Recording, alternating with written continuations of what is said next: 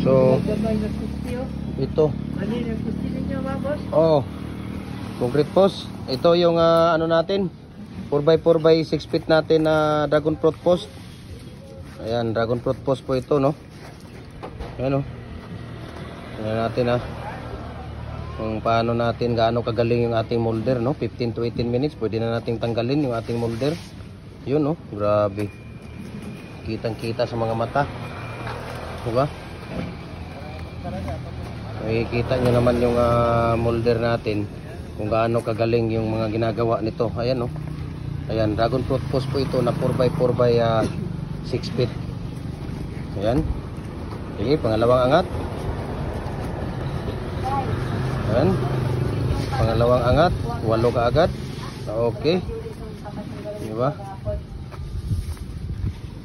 Kitang-kita nyo naman. Grabe, oh. Galing ng pagkakatira, oh. Diba? So, kutsarahin nyo yan, yung dulo nitong ano,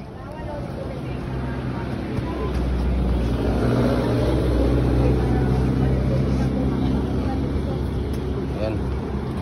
Diba?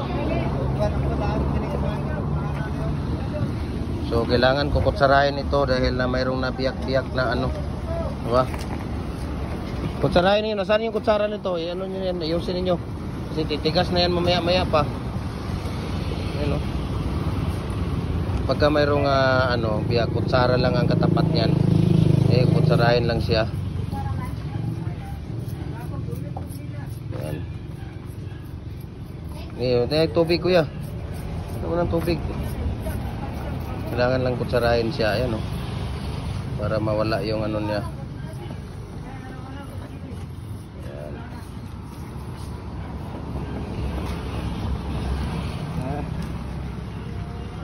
Yata na kutsara kang kuya dong.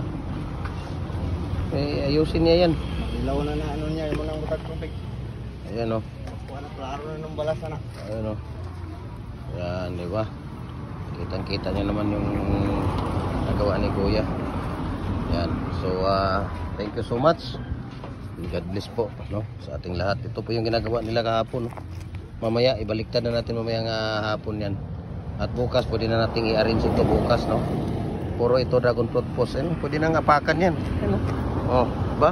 Kita nyo? Talon-talonan pa, oh. Ayan.